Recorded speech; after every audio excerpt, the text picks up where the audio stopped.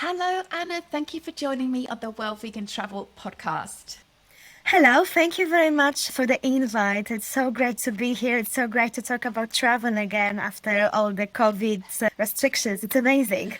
You are right. Now, listeners, I must tell you that I originally recorded an episode with Anna right as the pandemic was starting. My listeners know that I took a bit of a break from the podcast. A lot of the things that we talked about were quite sort of pandemic sensitive stuff.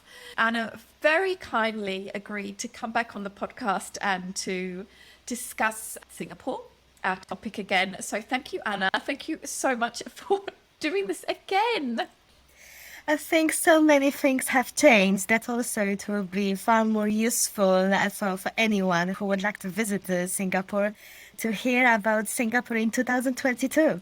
Fantastic. Anna, so why don't we start by hearing a little bit about what it is that you do in the vegan space? Because our paths have crossed a few times in the past couple of years or so. Yes, it's a small world, isn't it? I am a plant-based nutritionist here in Singapore, and what pandemic changed for me is the virtual work, which I don't know, I actually never ever thought about it before COVID. With Zoom or with any other virtual opportunities, I could reach people out of Singapore. So I conduct cooking classes and nutritional workshops. Now I can proudly say everywhere, not only Singapore. My personal favorite food is always Persian, Georgian, and that's where I put most focus. But I'm really passionate about health aspect of vegan diet, a whole food plant-based diet. Hence, I always try to make it a bit more educational and help people to make a right vegan choices. Yes, and listeners who joined our Traveling in a New Vegan World Summit in January, Anna actually did a Georgian cooking demonstration for our participants there. And hopefully you'll be able to join us again on the next summit. We're just starting to get into the planning stages for Anna. I would love to. Yes, well, you're originally from Poland, but you've been living in Singapore for a very long time now. What brought you to Singapore and what do you like about it? You've been there for a long time, so you must like it. So tell us a little bit about this Singapore connection. It has been 10 years already. This year it's 10 years in Singapore, so it's a decade. That sounds very serious. I fell in love first with the weather, and I spent 11 years of my life in Denmark. And for those who've never been in Denmark, it's the weather. It's rather rainy, it's gray. Summer, it's not really existent because summer it's 20 to 24 degrees. When I came first to Singapore on a business trip, I absolutely fell in love with this place. It was warm, sunny all year round. There is not really a raining season. It's a bit different than, for example, Thailand with the raining season. And it was quite easy to settle in to work. It's a one thing to go on holiday, but Singapore, it's also very easy to settle in, to find a job, to find friends, to set your life here. Yes, and if I understand, like Singapore, it's quite strict in terms of labor laws and things like that, but I believe it's quite business friendly. Is that fair to say, or maybe some aspects of it's business friendly? Things have changed recently, and obviously I think that the COVID has a lot to do. Also, Singaporeans when losing a job. It's a bit more difficult for foreigners, but I still think when you compare it with other Asian countries, Singapore is really great. Start your business here. It's a financial center, obviously, and that's where most people coming to work. But I'm working here under my vegan sphere in my little vegan bubble, and it's also possible that a lot of English teachers for any of any and native speakers, Singapore, that the education here is really highly regarded. So I know that if you decide to take this path within the education system, it's another great industry to find a job in Singapore. I will say that's true. One of my dearest friends, she works at a international school in Singapore, and It's just so funny. She has got lots of friends, and some of them are my friends too, but lots of other friends from various different schools that she used to work at when she worked in Hanoi, and when she worked in Brussels, and when she worked in New York, and when she worked in Thailand.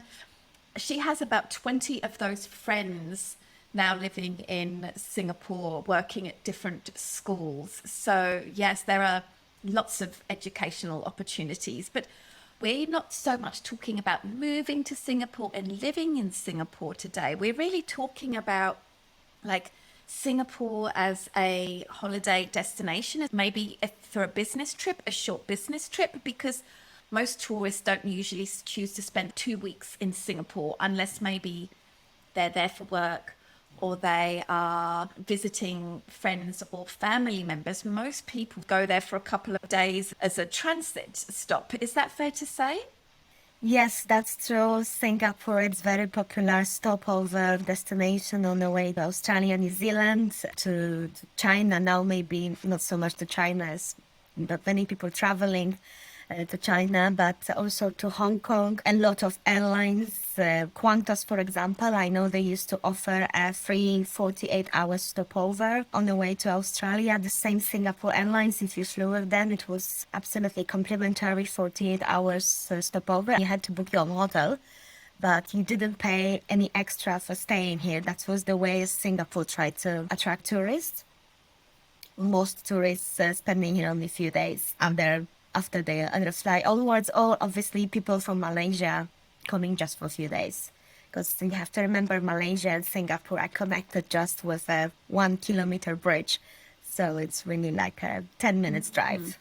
Yeah, it's very smart of the Singaporean tourism board or government to incentivize people by giving them this free opportunity to just add a stopover if you want to, because that flight from Europe to Australia is so long, and here you can basically add Singapore to your itinerary and not pay anything extra apart from the hotel and the money that you would spend there, because there is so many amazing things to do in Singapore. I often like to tell the story about when I was tour leading. I got a job tour leading for Intrepid, my first sort of dabbling in the tourism industry. I would do a 2-week trip from Bangkok down to Singapore, and I would say goodbye to that group. Then I would pick up another set of travelers and travel all the way up the Malay Peninsula as well. And I would have about 2 or 3 days in Singapore between the trips.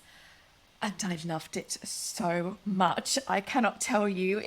This was 20 years ago, so things were very different. I had a really nice hotel room compared with my other places, and I could actually speak to my parents because phone calls were quite cheap compared with how they were in Thailand. And I would go and eat laksa. I wasn't vegan at this point, and just eat the most incredible food. We should talk a little bit about the food because it's such an interesting melting pot of cultures in Singapore. So what makes Singapore a foodie paradise for vegans? First, a good news for you, Brady. You can have a vegan laksa in Singapore. Singapore is a country of three cultures, Indian, Chinese, and Malay. That has an impact on 3 different languages, on a different architecture, but that also has a huge impact on the cuisine. Hence, you can find those 3 different cuisines, but there's also a lot of fusion or mixture. There is something unique for this part of the world, Malaysian and Singapore. This is a Peranakan cuisine, which started when in about the 19th century, the Chinese workers were coming to Singapore. They were marrying Malay women. And the new cuisine was born. That's a Peranakan cuisine with a Chinese cooking techniques, but a lot of traditionally Malay ingredients. So it's spicy. It uses a lot of local roots, vegetables, galangal, ginger, fresh turmeric, lemongrass. These are highlights of Peranakan cuisine. And you can find vegan versions of Rendang. If you will be in Singapore, I really strongly recommend you Rendang. I saw some ranking of CNN when Rendang was the most exciting dish in the world, because it's really such a complex mixture of flavors, a sweetness of coconut, it's obviously spiciness of chili, but it's freshness of kaffir lime leaf, lemongrass, citrusy flavor of galangal. If you never try a galangal, it's root vegetables from the same family as ginger. So Rendang, that's my recommendation, and you can find it vegan now, either with tempeh or with some plant-based meat. I remember when we would go through Malaysia, we would do a homestay and my travelers would have non-vegan rendang, but they would always make a vegetarian one for me. And the flavor of that, it's like a curry, I guess you could say, curry sauce. It's a dry curry, yes. So it's supposed to cover, originally it's a beef cube, but I'm doing this with tempeh and it almost covers the tempeh. It's not like a Thai curry, it's very thick, very heavy. Yeah, really, really delicious. What other kinds of cuisines can we enjoy in Singapore? Singaporeans love their food, that you can really find restaurants from different parts of the world. When you go to Kuala Lumpur, Bangkok, it's not so common because in Singapore you can go European restaurants, and not only Italian and French, but there will be Russians, Belgians. Now I saw Belarusian restaurant. There are Latino restaurants. Actually, last night I just been to vegan Peruvian food. It's not so common here in Singapore. There is Ethiopian restaurant, so you can really go through the all flavors of the world. And what is a good thing that all these new restaurants, they actually have a vegan offering, not strictly vegan restaurants, but they do have some vegan options. And then you go through the, when I say local cuisine, again, this is half of the world. This is Chinese, Indian, and Malay. So these exciting flavors of the local cuisine. Nowadays, you can find a lot of plant-based, vegan equivalents of traditional dishes. Yes, I'm remembering going to Little India. Whenever I would have my 3 or 4 day stop in Singapore, I would always head out to Little India. I was very pleased because my hotel was not far from Little India, so I would walk there.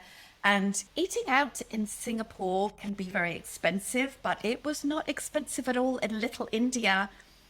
It's really quite an incredible place to go visit. Could you paint a picture in our listeners' mind of how is Little India? What is it like there? Because it's not like that in many other places that I've been to. Little India is probably the most colorful part of Singapore. I know it's obviously called Little India, refers to that, but what Singapore government does, and I think it's very clever, they try to mix all those races. So you can still see a lot of Chinese people, Malay people, and over there are a lot of Indian restaurants. And the most common Indian food in Singapore, it's a South Indian food. That means that naturally there is a lot of vegan options, because when you look into dairy, into paneer, into cream, this rather it's more present in the North Indian food, in the rich Punjabi curries. When you see South Indian food, which is at Little India, there will be naturally a lot of vegan dishes, very spicy South Indian food. I didn't adjust to this level of spiciness. Over there, you can also see the temples, and most of them are open during the day, so you can pay your respect and see. When you compare it to the Christian churches, temples are so colorful, they are so full of life. It's definitely worth to see. It's just visiting them, it's a culture experience itself, and then you can see any food near the temples, it's always vegetarian. So not always vegan, but it's always at least vegetarian. If I remember well, there are two memories that come to mind. First of all, how you can get a thali, like a plate of food with like about 6 or 7 different options, and I'm sure they'd be happy to swap out the rater. Also on Sunday, it's very interesting to go there because in Singapore, please tell me if I've got this wrong, but in Singapore, they have a lot of migrant workers. And a lot of these migrant workers are from India, Sri Lanka, and places like that. And Sunday is their day off, mainly men. But a lot of them go and hang out in Little India on a Sunday. And it's quite an interesting atmosphere. When my friends are here, I advise them strongly not to go on Sunday because it's absolutely packed. And yes, the migrants are from India, Sri Lanka, Bangladesh, and Sunday is the only day off. So everything is super crowded. It's very difficult to get into restaurants. It's very difficult to see any shops. There will be a lot of the traditional Indian sweet stalls. Some of them will be vegan. But on Sunday, it might seem a bit challenging. And although Singapore is a safe country, there is always a safety concern to go there on Sunday. Sure. I was going there like 20 years ago, so maybe it's become a lot more busy, but or maybe I'm just remembering the nice bits about it. But yes, it was really quite a sight to see. Just all of these people just hanging out in the street. It was a real sort of carnival party-like atmosphere. Yeah, I absolutely love Little India. I have a question for you. The hawker stalls, because in Singapore there are a lot of hawker stalls, basically street food. A lot of it is not particularly vegan friendly, but is there ways that vegans can enjoy the street hawker experience? So nowadays, you do see vegan options when there is understanding to not use ghee when it comes to Indian foods. There's understanding to not use a chicken stock when it comes to Chinese cuisine. Unfortunately, you have to do your research before because there is a lot of focus centers. I don't know the number actually, but they are really everywhere. And some of them, they don't offer any vegan options. And due to the language barrier, because the elderly, for example, Chinese people would not be so fluent in English, there might be some miscommunication, especially about hidden stuff like a shrimp paste, chicken stock. I would say make your research before because there are vegan options in hawker centers, but you cannot expect it in everyone. Those few in the central, if you be lucky, if you visit Lau Pa Sat, which is the most central, they, for example, do have vegan options. They have tourists. They are ready to cater. So we talked about like the more budget food, but that doesn't mean Singapore only has budget food. There are some really amazing fine dining experiences. Could you give us a bit of an orientation as to how all of that works? So imagine you have all this traditional food at Little India, the same in Chinatown, when you can now buy entire dinner for $5 to $8. But there are also places when the entire dinner will be $500, and that's a new part of Singapore. It's actually my favorite part, which is Marina, close to iconic Marina Bay Sands Hotel. I think that's now what Singapore is the most famous for, is the biggest infinity pool in the world. And I read somewhere that this is the most used view in Instagram in the world. It's Marina Bay Sands Infinity Pool. People book the hotel just for that.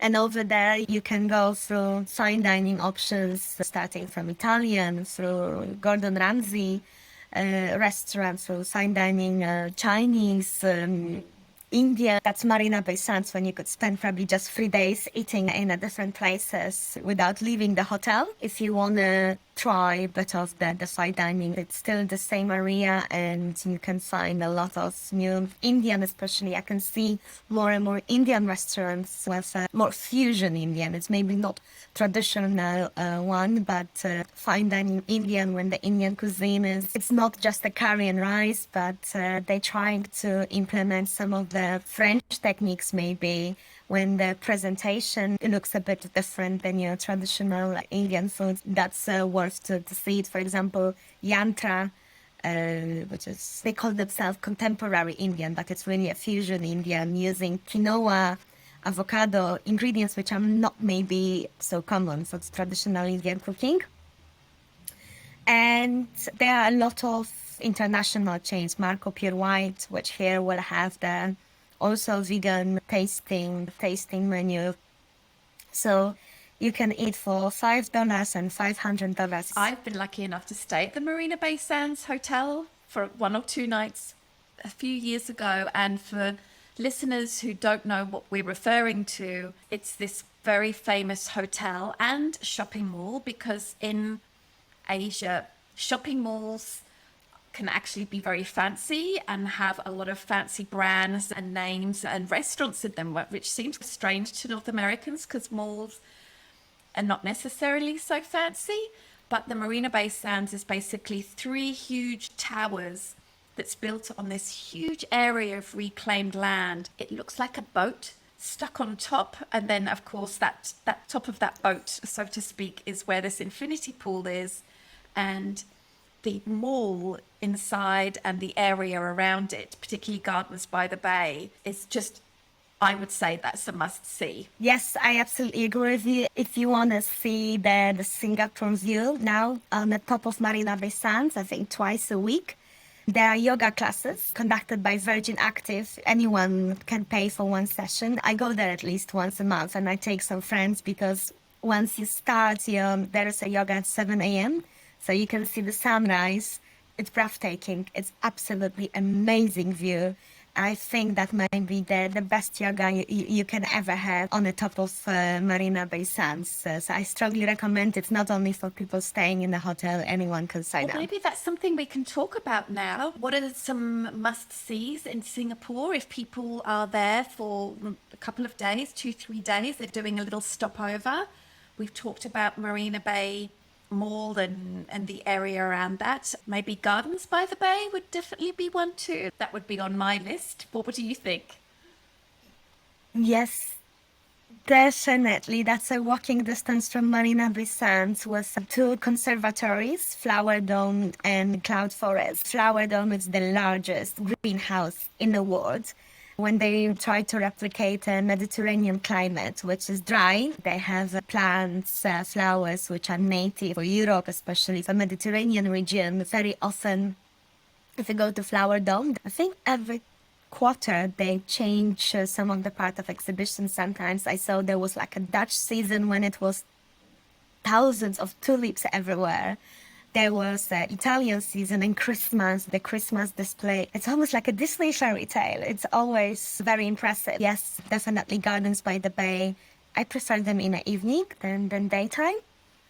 Maybe also because it's so hot and there is not much shade over there. So I prefer the evening walk over there. Or if you ever will be in Singapore around Christmas, that's where all the Christmas activities are. It's spectacular to see it. All the Christmas decoration display, which is nicely built in with the Gardens by the Bay. Traditional part of Singapore to see, that will be what we mentioned before, Little India, Chinatown, but also the third part of this culture pod, that will be Arab Street, which is the Malay part, where the best Middle Eastern restaurants are, where there is a mosque, where you can buy Persian carpets, Arabic essential oils. That will be all the street, which will be dedicated to that. It looks really nice in the evening. I would say Orchard Road. It's worth to see Ion, which is just in the beginning of Orchard. It's worth to see it just for the architecture itself, even if you're not planning shopping. It's worth to see Singaporean shopping center, Ion. I think it's worth to see the Botanical Gardens. I think this is the largest park like that in Asia. It's beautiful. It's so romantic. During the late afternoon, you can come there and have a picnic, come with the food, with the blanket. Sometimes there are concerts over there, free concerts outdoor. Beautiful just to relax, and it's difficult to believe that you are just 15 minutes from the busy central business district of Singapore with all the stunning plants, trees, green surroundings. So that would be my sort of top few things to see if you have only 2-3 days in Singapore. And how do you get around Singapore?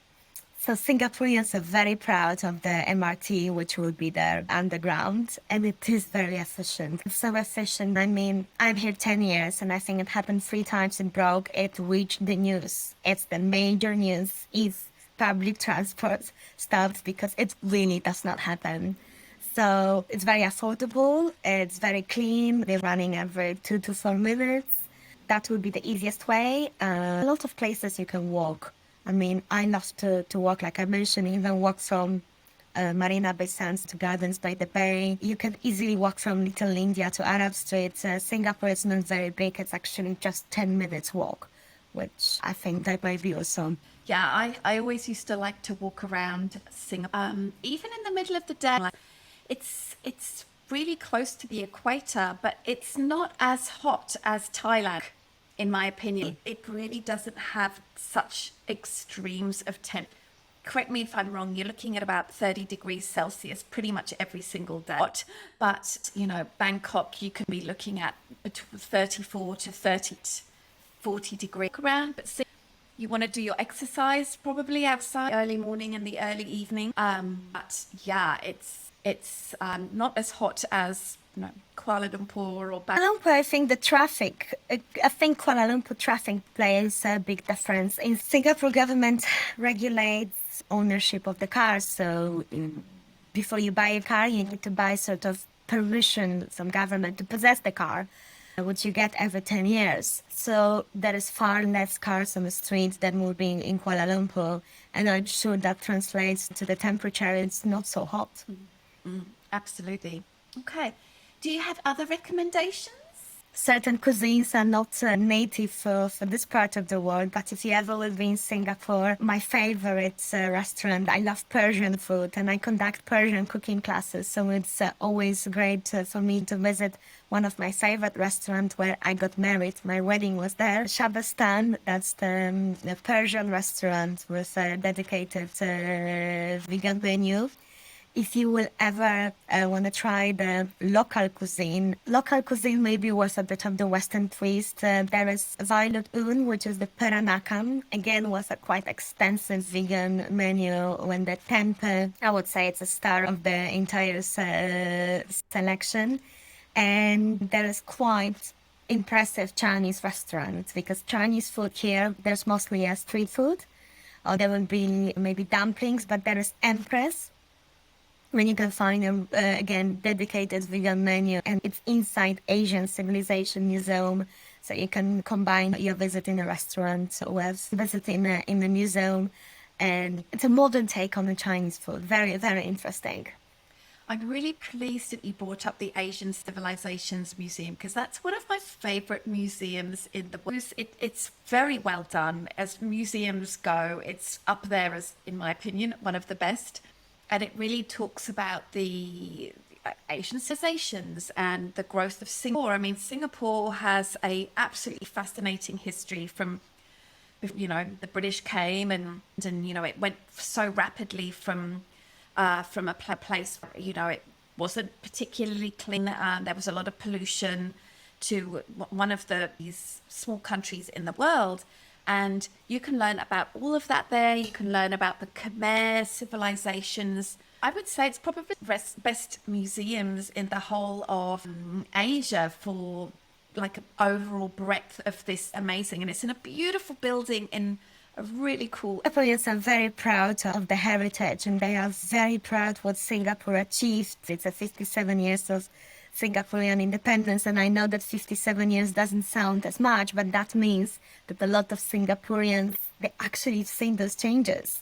This is not the history they read in a book or heard at school. They actually lived through these times. They've seen what can be achieved with hard work, because that was always here. They are very proud of that. So yes, museum, it's really worth, you know, together with National Museum, it's really worth to visit, to learn when the Singapore identity came. And National Museum also had a whole exhibition about Singapore food, where the certain dishes, how it came that they are so popular here, about laksa, about Singapore tea and coffee, which is unfortunately not vegan friendly because it's heavily sweetened and added with condensed milk. But that's people like here. Coffee, it's very sticky and heavy. But if you go to National Museum, you will see story of all those Singaporean dishes. You very kindly shared some resources that people might like to check out in order to make their stay even better. So would you mind sharing some of those resources for us? So I would start obviously with accommodation. Singapore has some of the most spectacular hotels in Asia. We talk about Marina Bay Sands, which is actually, that's quite affordable for the basic room, because you have to remember that I forgot whether it's 60 or 70% of the occupancy of Marina Bay Sands. These are customers of casino. These are VIP customers of casino, which receive a complimentary stay in Marina Bay Sands. Marina Bay Sands doesn't earn its money from tourists, but from people who are going in the casino. There are only 2 casinos in the entire Singapore, and Marina Bay Sands is one of them. I think the most iconic place, which is also a bit pricey, but that's a Raffles Hotel, which is the part of the Singapore heritage. It's since 1887, so it's since 19th century. It's in a sort of very central area, not far from Singapore Parliament. That's the place when Queen Elizabeth stayed, Michael Jackson, Bill Clinton. If you ever stay there, there's a complimentary historic tour around the hotel. They have actually in-house historian who all what he does is the preserve history of the hotel that does tell you what special place is that. And over there, you can see a bit of the old colonial Singapore. So that will be my recommendation. If you're looking into more budget-friendly hotel, I think that there's it's not a chain, it's just the one hotel, also quite central, close to Little India. It's the Hotel G with the affordable, very modern, funky rooms, and as a part of the hotel restaurant. My favorite wine bar in Singapore was the most affordable wine prices, great selection, and also very interesting vegan options, French style vegan options. So that would be my 3 recommendations to stay. And obviously, most of tourists will arrive here by plane.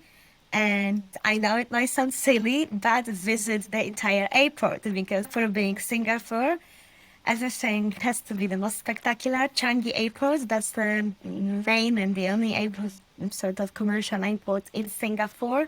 It's spectacular. It has been rated in the Skytrax, which is the tourist industry ranking, as the best in the world. And it's the best because it has amazing facilities. It has a playground, it has a cinema, it has a butterfly garden. Obviously, a lot of shopping, a lot of eating, spas within the airport. But what is quite new, and that has been opened just before COVID, is the largest indoor waterfall in the world. It's HSBC Rain Vortex. If you Google this, it's breathtaking. They have a mini light show, I think, at 8 and 9 p.m. And it's just attached to one of the terminal. So it's really 5 minutes walk from the check-in area. So you don't have to go far, and you can see probably the most spectacular airport in the world. If you're going to fly out from Singapore, arrive at least 1 or 2 hours before, just to see a bit of the airport, because it's amazing. The airport. Amazing. Any other tips? You mentioned vegthiscity.com. Is this like Happy Cow? No, that's actually vegan and vegetarian food tours around Singapore. It's the lovely Singaporean lady which will take you either through the hawker centers, I mean, just around Little India, just around Chinatown, where she will take you through a few places to eat, that's been chosen by her, and she will tell you the story of the food. She's extremely knowledgeable, being a vegetarian, vegan herself. I know she's a passionate foodie, and she can probably tell you a bit more about Singapore food than I can. So yes, Veg This City is definitely worth to try. She only offers like a small 8 to 10 people group. I did not know that Singapore had vegan city food tours. This is really exciting, and I really recommend anybody that's traveling, whether to Singapore or to another city, just see if you can find if there's a vegan food tour there, because very often the tour guide, the person that's taking you around, they've made like special arrangements with different restaurants, sometimes like non-vegan restaurants, to create like vegan things, and they'll create little tasting plates. So you go to 4 or 5 places in 2-3 hours, and this is just perfect. Yes, that's true. I know that Esta, the founder of Veg This City, she has some special menus, because obviously if you go to 5-6 different restaurants, you probably don't want to have 5 main courses from each of them. A lot of people must think that Singapore is just a city full of skyscrapers and there's no natural space, no parks, nothing like that. I've had experience of this, but can you sort of make down the geography of Singapore a little bit and the different parks combined with more natural spaces? We obviously talk about botanical gardens, but that's still very central. And that's a very well manicured sort of park. But what was really surprising for me to find farms in Singapore, because you can buy here organically grown vegetables in Singapore. There are not many. But if you go to the part of Singapore towards the Malaysia in Kranji, there's a one cafe over there. It's a Bollywood cafe, which has a lot of vegan options. They use only vegetables from the gardens. You can go to this garden and purchase those vegetables, herbs, fruits, whatever that they have in season, and you can purchase them, take home. I know that there are a few other little farms. They don't run a cafe or restaurants, but we can go and see the vegetables grown here. There are a lot of natural reservoirs. It's Makrichi, for example, when a lot of people go for hiking early in the morning. It's difficult to believe that just 20 minutes drive from all the skyscrapers of the central business district, you have all those natural parks, which Singapore tried to keep it there. I know that one of the Singapore vision is to keep Singapore as a green city, so a lot of natural reservoirs are preserved. And Kranji, it's a part which is definitely worth to see. I know that not many tourists will ever go. I love Singapore. I can't wait to go back. Anna, it's just been so lovely having you on the Well Vegan Travel podcast. Thank you for sharing all of your tips and tricks. We'll have all of the show notes for the places mentioned in the show notes for this episode. But before we go, would you mind telling us how people might be able to find you and follow along with what you're doing? You can find me on Instagram under Living Veggie by Ania. That's the name of my company, and the web, and the same as on Facebook, www.livingveggiebyania.com. Over there, you can book a private session with me. It's quite popular now, and we do the cooking classes with other friends or families members which are in different parts of the world. So I had recently a sister from Singapore and another from London, and both of them with me cooked the same food.